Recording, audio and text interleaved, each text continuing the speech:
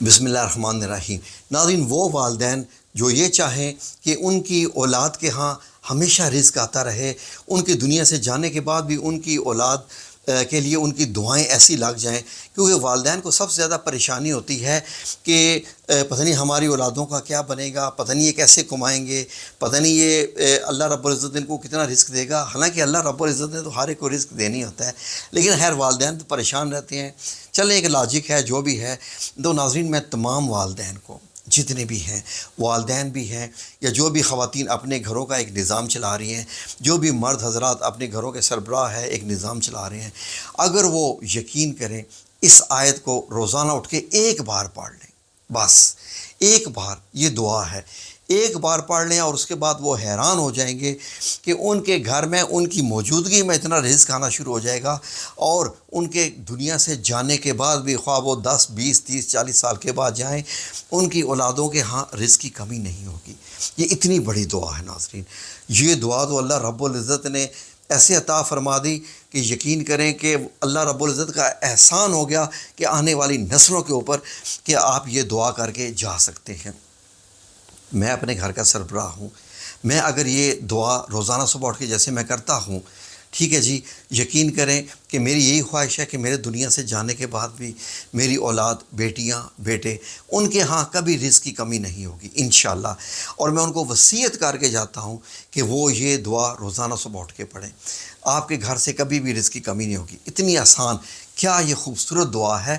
اگر اس دعا سے پہلے ایک بار صلی اللہ علیہ وآلہ وسلم پڑھ لیں تو 100% اس میں اور طاقت آ جائے گی اس دعا کی۔ آیت کیا ہے؟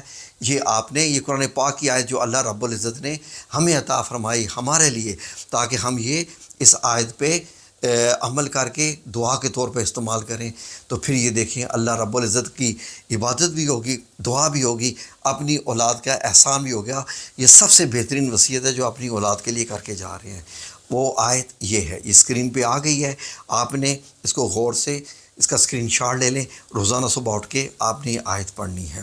اجعل هذا بلدا آمنا وارزق أهله من الثمرات من آمن منهم بالله واليوم الآخر۔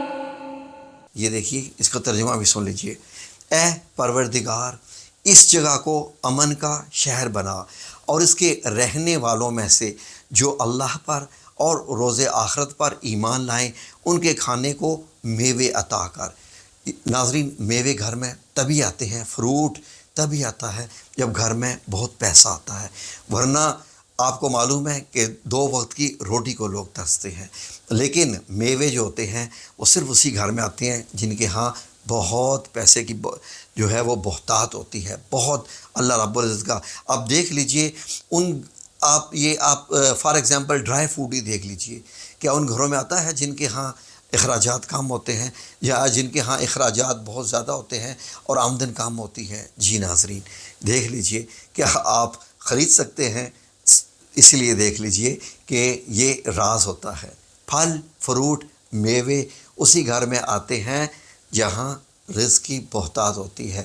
تو یہ دعا کریں تو اللہ رب العزت انشاءاللہ آپ کے گھروں کو اتنا رزق سے بھر دے گا کہ آپ کھانے کے ساتھ ساتھ قیمتی سے قیمتی فروٹ بھی کھائیں گے، میوے بھی کھائیں گے انشاءاللہ۔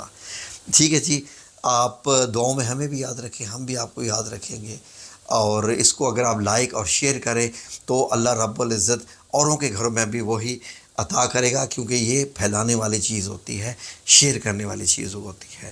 ٹھیک ہے جی، جزاکم اللہ خیر۔ اللہ آپ سب لوگ حامی و ناصر ہو، آمین یا رب العالمین۔